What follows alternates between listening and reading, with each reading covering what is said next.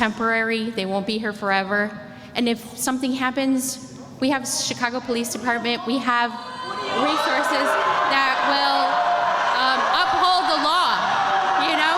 So. To discuss the migrant encampment at 38th in California. I want to first start by stating that this is not a 15th Ward issue. This is a 12th Ward issue. But this is a Brighton Park issue. And I'm a resident of Brighton Park, as are all of you. Many of you here, and many of you who are not here, called my office following the Kelly High School meeting, stating that you did not feel you had the opportunity to have your voice heard. The purpose for tonight is to give you an opportunity to speak publicly, for the record, for the media, to share your thoughts and concerns about what is being proposed, about what has been agreed to and signed for 38th in California. Thank you, Alderman. We know that it was announced last week while a virtual meeting was going on that the contract creating the migrant base camp had been signed by the mayor a week prior. $90,000 a month in rent will be given for that location to house nearly 2,000 migrants at 38th in California. We asked the mayor's office to join us today. They declined. They said that this was a 12th Ward issue and they will work with the 12th Ward. Fair enough. What they did give me was the document they gave at Kelly High School, which all of you have, and if any of you need, raise your hand, we'll gladly get it to you. But what we are going to do today is simply open the mic and let the community be heard. Now I know we're looking in the room and wondering where everyone is. Well, we gave everybody an option. You can come here in person, or you could send us an email, all of which will be shared with the mayor and with my colleague and with the administration team members handling the migrant situation. 546 emails have been received to date.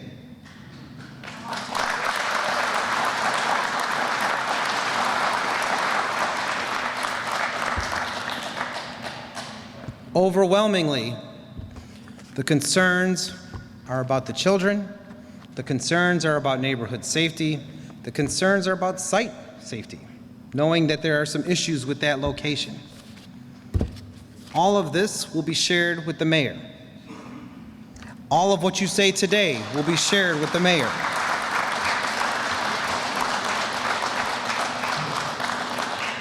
But I want to make one thing specifically clear. The contract has been signed and they're moving forward. So tonight, while we can't change that, I would like for you to think about not only what your views are as to what's happening, but also what you want them to do for the community moving forward if this is proceeding. Brighton Park can't just take it on the chin. You need to be able to stand up and say, if this is going to happen, you have to address X, Y, and Z for us too. Now's your chance to say it, because everyone is listening. Tonight, I will repeat, if I don't have one of these, you don't get the mic. So if you have anything to say at any point, we're happy to get you a witness slip. We're not stopping anybody, but we want to do this in an orderly fashion.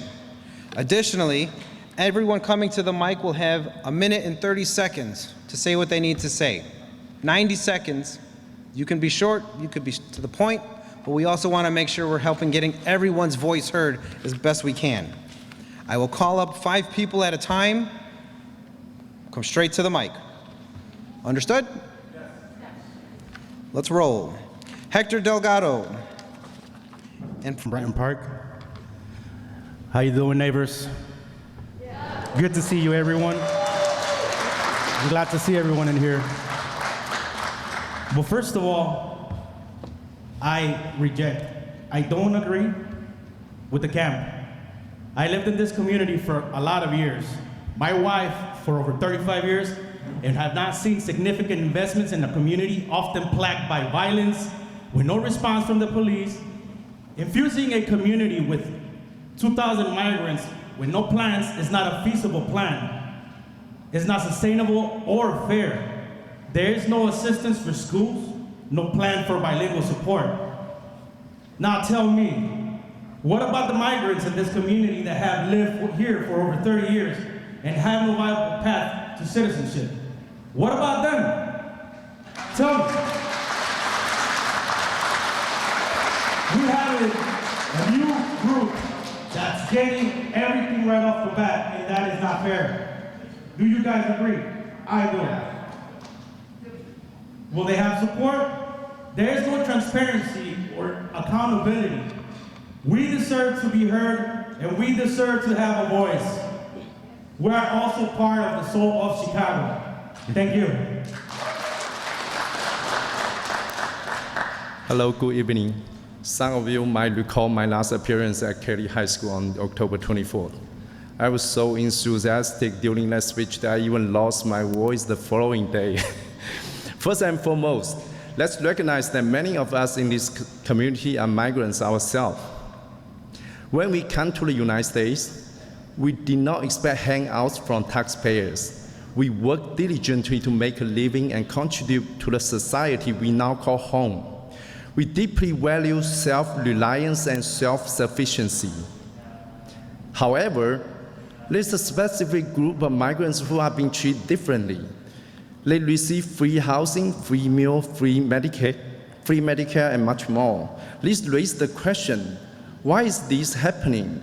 Our concerns are not about opposing migrants in general, but about ensuring that those who cross the border and come here respect the principle of hard work, self-sufficiency, and the value that our community upholds. Furthermore, it's critical to highlight that the city of Chicago is currently spending a staggering $40 million of taxpayers' money every month on these migrants. This is an issue that deserves our attention and consideration. All right, thank you. Hi everyone, my name is Yon Mo. I live in Brighton Park for over 20 years now. And I'm an immigrant myself, so I'm not against the idea of having more people here, but my issue here is with the city of Chicago. There's only 24 hours in a day, and you know this is the limit. And when you know your budget is running out, how can you keep just saying accept? You know, you cannot do something that imaginary that there will be money pouring down and to help keep doing this thing, okay? You have to have a limit. You have to just say to them, no, I cannot do this anymore. This is what I really think, because I pay my tax and you don't spend your money on our residents here. You know, we have potholes. My tree wasn't trimmed, okay? I called the city for 2 years, they never come. And now they even remove my request because they say, oh, we have a new program now. We're going to do it block by block. I don't know when that's going to come to my neighborhood here, okay? So why not treat ourselves, you know, treat our residents who really pay the money for everybody here, okay, that nicer, okay? We need help too. You know, you have to take care of your own people first. Thank you. Building. My main concern is obviously safety, which I'm pretty sure everybody here is also concerned about. I did read on the article that you guys were giving us that you guys have a plan or are planning on having a plan, you know, to work with the community, CPD, to protect us or whatnot. But what is that plan? Do we have a draft already? Do we know what, you know, what's going to be happening if something like that happens, or if there's any issues inside the camp or outside the camp? Can we see this plan? Is there any way that we can see the plan, or, you know, if we have any questions? The second question that I have is, how are you guys going to be bringing the immigrants in here? Are you guys going to be doing background checks on them? Are you going to be checking that, you know, they're feasible in order for them to be there? You know, is there going to be like certain things that are going to disqualify them from being there or whatnot? Obviously, you know, our community is already suffering from, you know, gun violence and drug violence also. So how is CPD or, you know, everybody else going to guarantee that we're going to be safe? I did read on the last page also that, unless there's a reason for discharge is violence or active threat towards others, residents may be placed at another shelter. But what other shelters do you guys have? I've only heard of, you guys building a camp on our, Brighton Park, but I haven't heard of any other shelters happening. So we want to know what's going on with that and what you guys plan on, what other facilities you guys have. This is Maria Rowland. I also live on 38th Street. I'm at the end towards Sacramento. I've been in that area for 54 years. I've raised my family, my grandchildren. My children went to Kelly, went to Davis. But I'm also a senior. I'm 80 years old. I live alone. My concern is safety. Why is it that I know a lot of people think that because they're immigrants that we all should agree, but I would like to ask those people who say, yeah, let them help them, how would you like 2,000 people in your backyard, in my alley, where there's 2 openings, one on California, one on Sacramento? We were told that we would get wood all the way to the back. There's 2 openings in there, so who's gonna be watching that if they're not coming out on California, they're coming on Sacramento.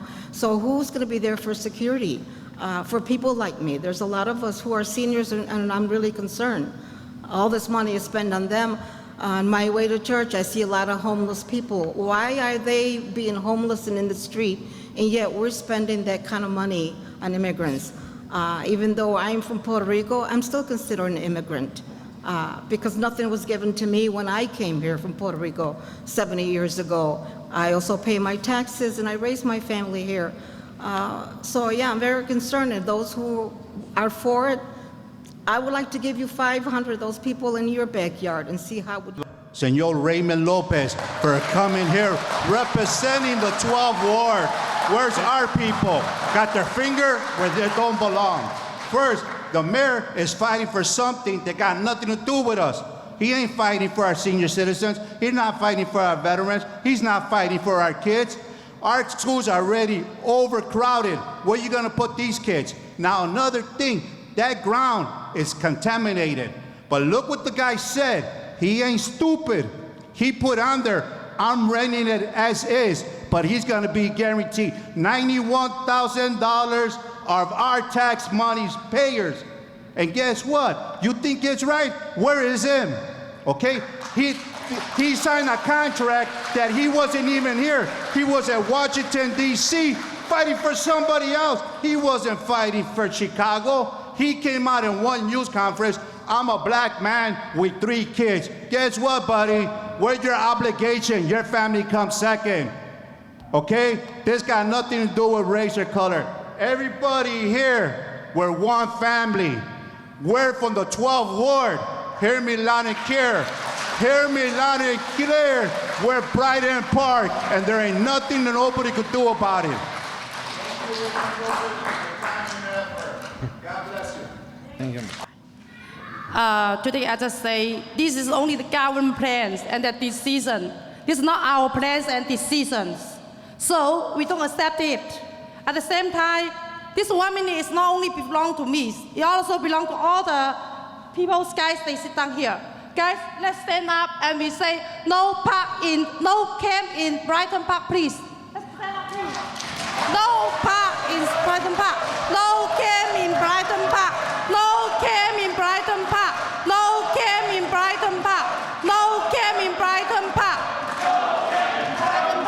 No camp in Brighton Park. No camp in Brighton Park. No camp in Brighton Park. No camp in Brighton Park. Thank you. I've been living in this community for over more than 25 years. And I think the idea of coming to this country is contribute with this country, not being a burden to this country. And my question for the mayor and for the other woman is, where are they taking all that money from? It's a lot of money to spend when our city is broken. Our city is broken. We need that money for our communities and for school. So if they have a plan, they have to consult us, because otherwise they are doing whatever they want. And they are representative for us, not for them. We contribute to this community paying taxes, and now these people is coming and go ahead of us. They are more important now for the government than us, because they are not asking if we are agree with this situation. It's gonna be bad for us, for our kids. I have no more little kids, but they are closing the parks to put these people in there. That is not okay. They have to ask the same way when they want to run for the position in the politics, they have to ask us first if we Brighton Park. And just want to say, start off, Alderman Lopez, thank you. Thank you very much for giving us this opportunity. I wish our alderwoman was more like you. Anyone who knows you knows how you stand up and fight against the gangs, and we really respect you for that, always. Number one would be safety. We always talk about, again, migrants coming in. Who's checking them out? Are there any pedophiles in that group? This camp that the mayor's opening up is only a block away from one of the schools. There are other teens going to Kelly's school that cross through California. That's right there where the camp is. So that's number one.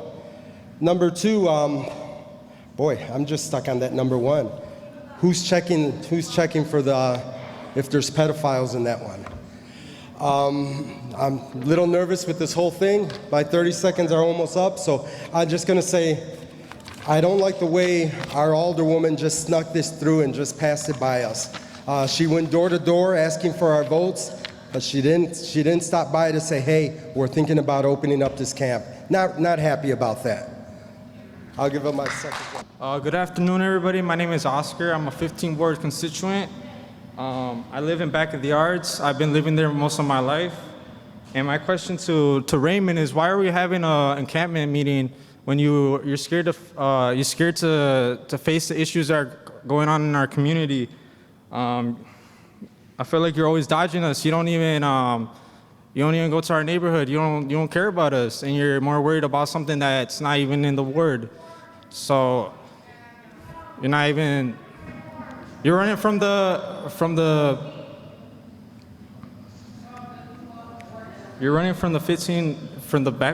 of the yards, man. So what are you gonna do? I'm pretty sure I've never ran from the back of the yards. And Brighton Park is still the 15th Ward too, which is why we're having this discussion amongst neighbors. Yes, but here. you don't want to address our issues. You're never there for us. You don't do anything. Some of your people, check this out, I'll be honest with you. Some of the people in his ward. No. He's got. But that's all. 34 seconds. Okay. Thank you. That's it. All righty. Judy Mai.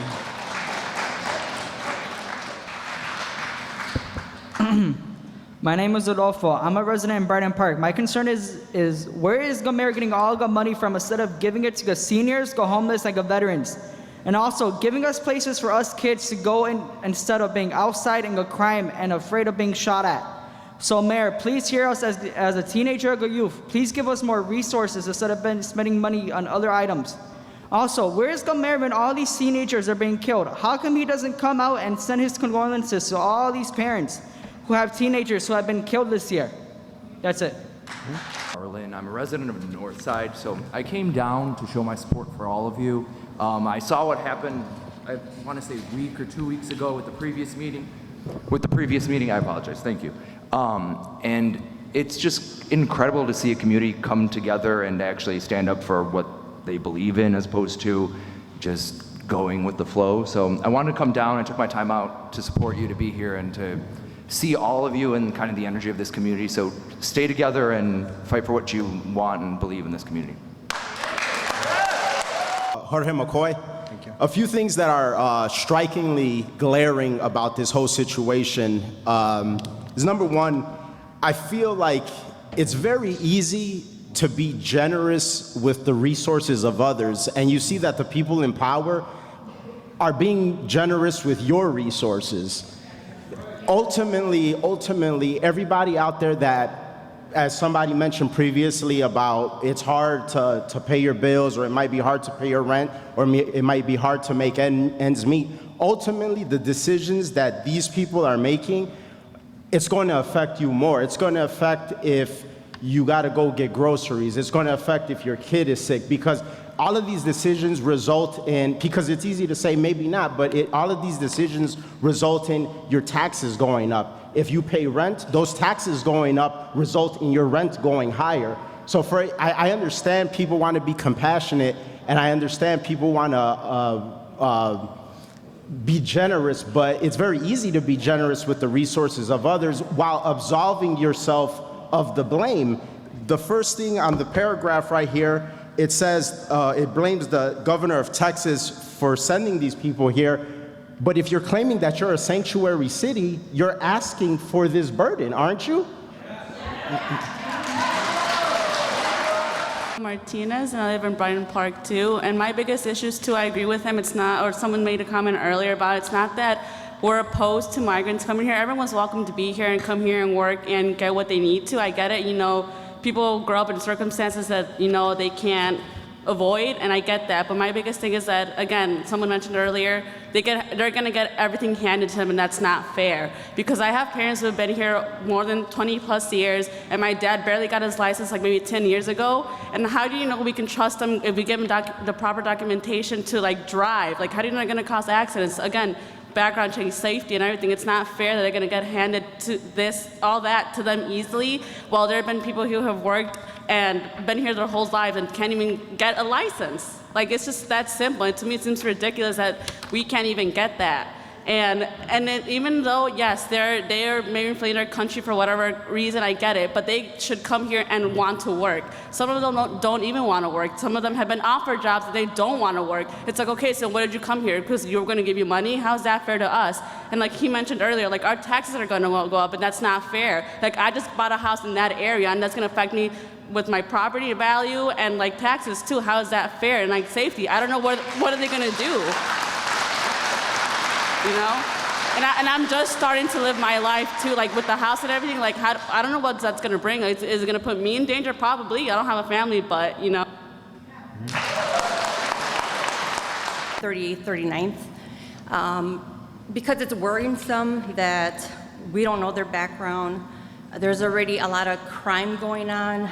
I believe that money that they're giving to them should be given to us.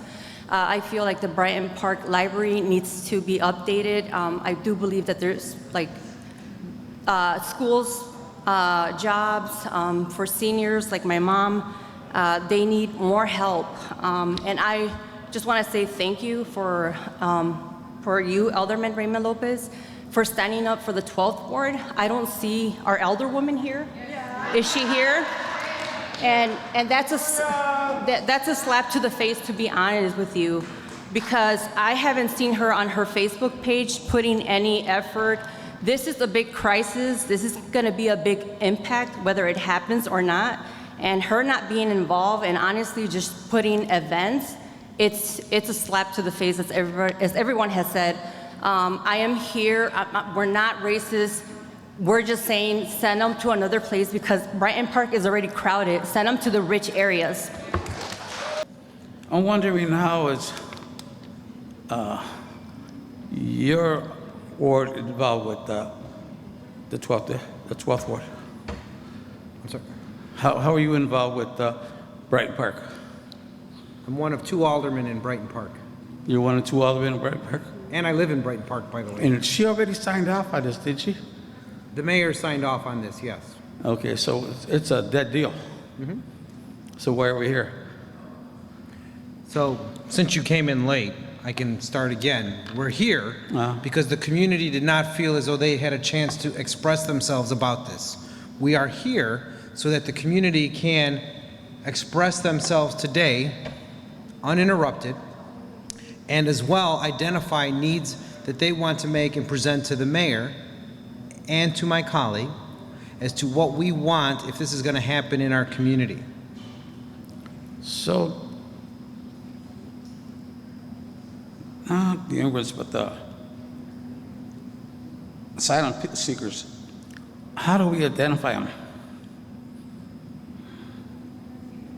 How do we identify asylum seekers with immigrants that are from Mexico and everything else? How do we know who they are?